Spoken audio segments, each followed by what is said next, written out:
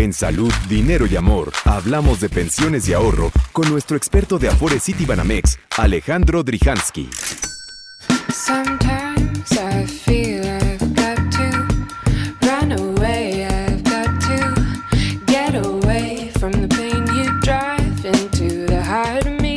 The love we share seems to go nowhere, and I've lost my life. Seguimos aquí en Salud, Dinero y Amor por el 88.9 Noticias y nos da muchísimo gusto saludar en este lunes 22 de junio a Alejandro Drijansky, director corporativo de Investment Management y Afore Citibanamex. Alejandro, qué gusto saludarte. Buenas noches. María Elena, buenas noches. ¿Qué tal? ¿Cómo están? Bien, bien, Alejandro. Oye, pues se ha comentado mucho, por supuesto, el tema de las pensiones, del ahorro voluntario.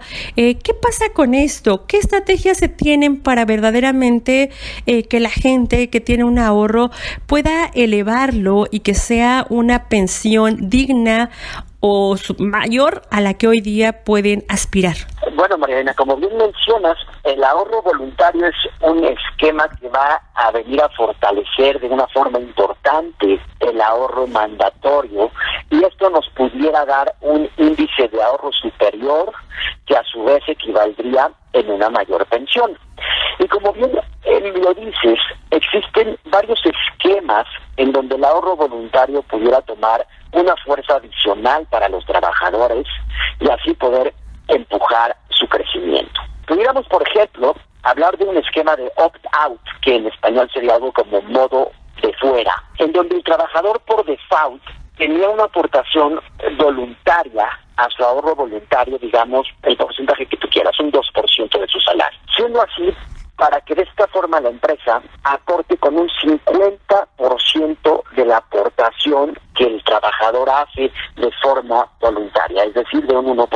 Si en otro ejemplo, por ejemplo, el trabajador aportara el 3%, que la empresa ponga un 1.5% de lo que pone ese trabajador a la cuenta del trabajador de forma voluntaria. Y este es un gran incentivo porque la aportación que la empresa pone a nombre del trabajador, siempre y cuando el trabajador aporte, es una ganancia exclusiva para el trabajador. Lo pudiéramos ver también de otro modo. Supongamos que ese 2% que menciono equivalen a 400 pesos mensuales. Entonces, al trabajador decir, yo estoy en este esquema, voy a aportar por default el 2%, la empresa me va a aportar el 1% de ese 2%, que vienen siendo 200 pesos mensuales para que sumen 600 pesos. El trabajador estaría obteniendo un rendimiento de esos 400 pesos del 50%. Un rendimiento que al día de hoy no te le da ningún instrumento financiero, por lo que sería una ganancia plena para el trabajador. Y lo llamamos un esquema de opt-out, modo fuera, ya que el trabajador, en caso de que no lo quiera hacer, tendría que pedir que este modo se retirara y no de forma contraria, porque cuando lo hacemos de forma contraria, muchas veces el trabajador no lo hace porque se olvida o no lo hace porque siente que ya no puede, porque sus ingresos son justos, etcétera. Entonces, de esta manera le damos un beneficio adicional al trabajador, y esto lo estarían haciendo las empresas. Otro punto pudiera ser, por ejemplo, nuevos y mejores incentivos fiscales para las aportaciones voluntarias, en donde al final, de igual manera, el trabajador lo puede ver como un ahorro al estar beneficiado y no tener que pagar ciertos impuestos por dichos ingresos, siempre y cuando directamente se vayan a formar parte de su ahorro voluntario y esos recursos no se toquen, sino hasta el retiro mismo. Alejandro, sin embargo, en México sigue siendo el ahorro voluntario y el ahorro en general muy bajo, a tasas muy bajas, y bueno, pues por supuesto después el trabajador cuando se pensiona o cuando recibe sus recursos hasta ese momento lo ve. ¿Qué se puede hacer antes? ¿Qué estrategias se pueden hacer para evitar esta situación y para que verdaderamente tenga un mayor ahorro? Las aportaciones son bajas, es correcto, el 6.5%. Si nos comparamos con otros países mismos de la OCDE, son bajas. Y no solo eso, sino que el ahorro del trabajador, en promedio, los ingresos también son bajos. Y es por eso que las tasas de reemplazo, o sea, las pensiones, pues también van a ser bajas, estimando que si trabajas ininterrumpidamente en la economía formal, sin ahorro voluntario, estarías recibiendo el 30% de tu último salario, lo cual es considerado bajo. Si se hacen aportaciones voluntarias, estas tasas todas pudieran subir.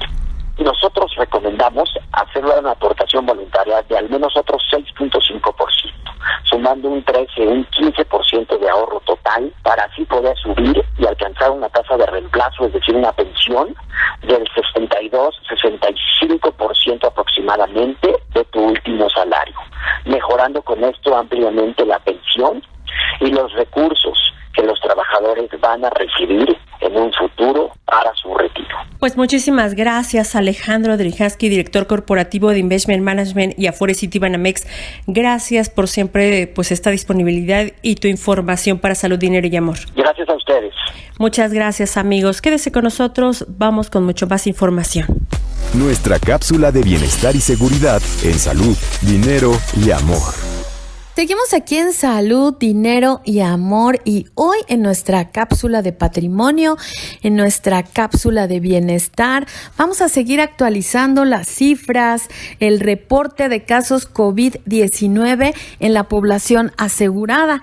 De acuerdo con los últimos datos de la Asociación Mexicana de Instituciones de Seguros, hasta el 15 de junio se registraron 2,364 casos acumulados por un monto que asciende a 1,046 millones de pesos, una cantidad considerable. El monto por el que más se ha pagado llega a 15,384,826 pesos. El promedio que pagan las aseguradoras por una hospitalización de COVID es de 442,814 pesos, y hasta el 15 de junio se había pagado el 61% de las indemnizaciones.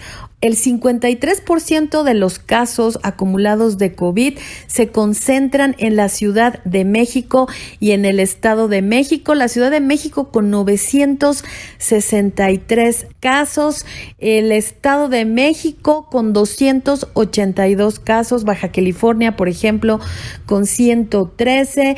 El de menor monto es tal vez San Luis Potosí con 15, Tamaulipas con 20, Tabasco con 21.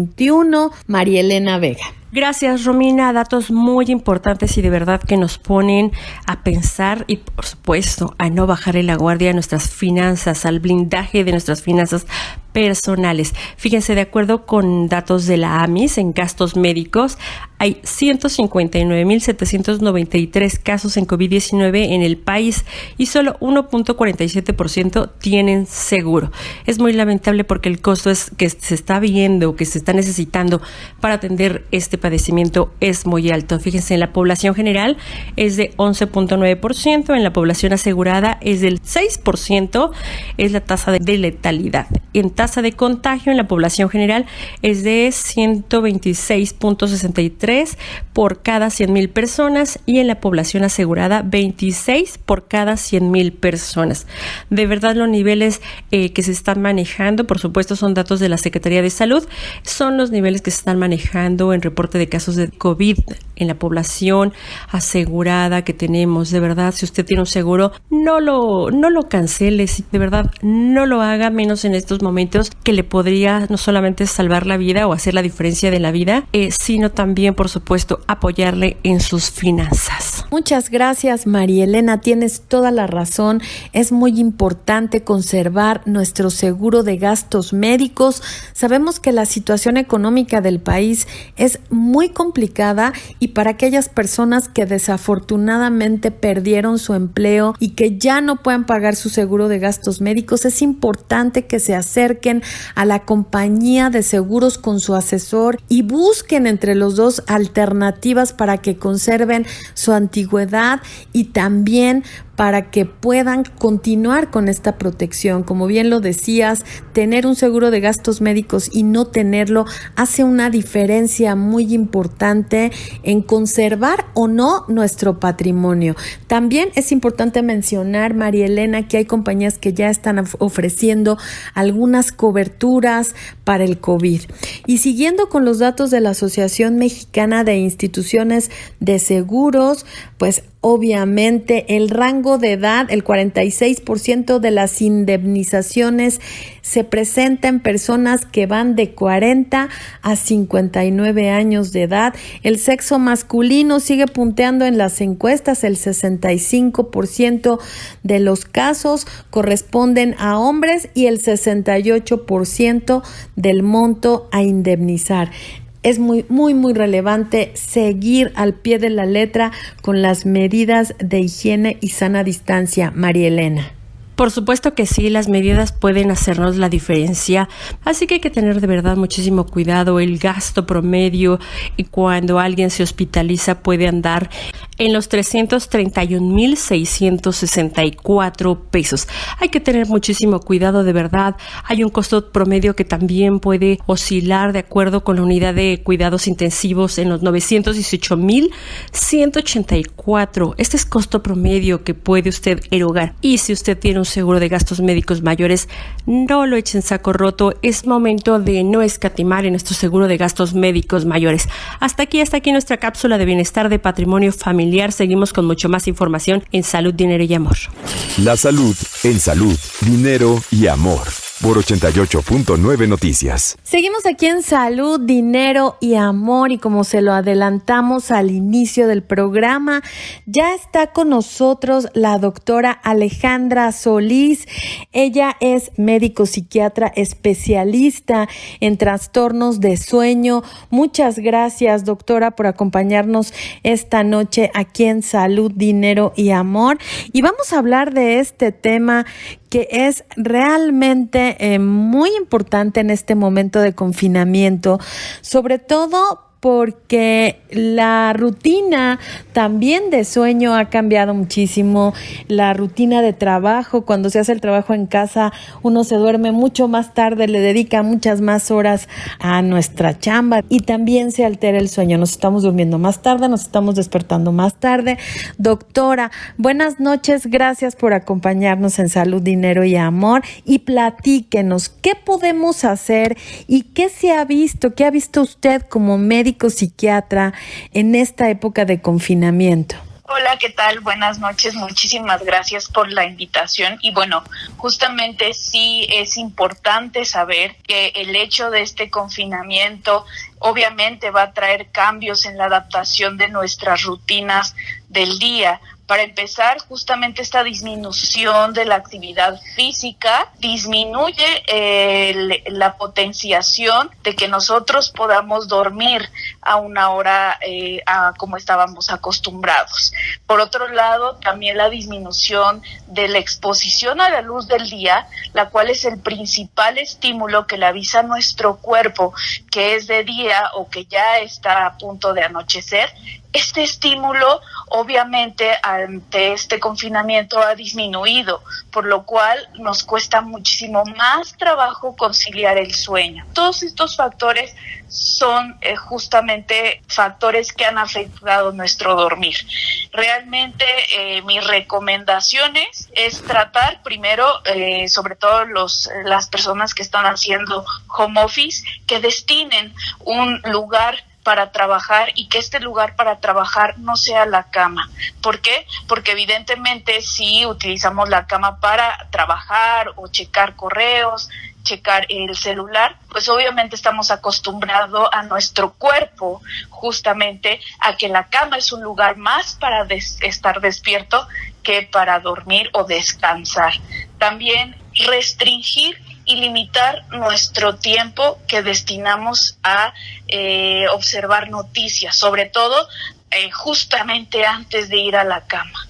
Doctora, otro factor que al menos en mi caso, pues, y en el caso de muchas personas que conozco también está muy presente, es el miedo, es la angustia. Claro. También, que es lo que no nos permite dormir. Algunos consejos que nos pudiera dar para poder descansar en la noche, para poder dormir bien, cuántas horas se necesita para sentirnos aliviados, y también cuáles son las consecuencias de no tener un buen descanso y un buen sueño. Pues para empezar, las recomendaciones es que un adulto entre 25 y 65 años, la recomendación es que duerma entre 7 y 9 horas. No necesitan ser 8 horas, como muchas veces pensamos nosotros. Otra de las recomendaciones justamente es utilizar solo la cama para dormir o para tener intimidad, pero realmente el consejo es evitar que en la cama observemos el celular, observemos la tablet, justamente disminuir nuestra exposición a estas pantallas, porque estas pantallas emiten una luz muy parecida a la luz del día, incluso más intensa. Entonces, si este es el estímulo más importante que le avisa a mi cuerpo que es de día o que es de noche, si yo veo la tablet en la cama, pues yo le estoy dando a entender a mi cuerpo que es de día. Entonces, eso me va a costar más trabajo a conciliar el sueño. Entonces, el dormir bien no es solo es un estado de apagado. Durante el dormir ocurren muchas funciones que son importantes también para el rendimiento diurno. Obviamente, cuando no dormimos, no descansamos bien, nuestra atención, nuestra concentración disminuye y eso se traduce a una disminución en la funcionalidad laboral. Doctora, ¿qué tipo de sugerencias le podría dar a las personas, sobre todo cuando también hay angustia y hay miedo? Claro, de las recomendaciones es que tratemos de irnos a la cama lo más relajados, lo más despreocupados posibles. Entiendo que la situación es compleja, pero ¿cómo podemos hacerlo? Evitar ver noticias, evitar llamarle a mi familiar, evitar llevarme pendientes a la cama y tratar de revisar las noticias antes de las 6 de la tarde. También es importante restringir el consumo de cafeína. La cafeína es el estimulante más consumido en todo el mundo. Pues muchísimas gracias a la doctora Alejandra Solís. Ella es psiquiatra, médico psiquiatra con alta especialidad en la medicina del sueño. Muchas gracias, doctora, por acompañarnos esta noche aquí en Salud, Dinero y Amor. Muchas gracias a ti, un saludo a todos y que estén muy bien. Muchas gracias, quédese con nosotros, vamos a un corte rapidísimo y regresamos. En Salud, Dinero y Amor te acompañamos, te orientamos.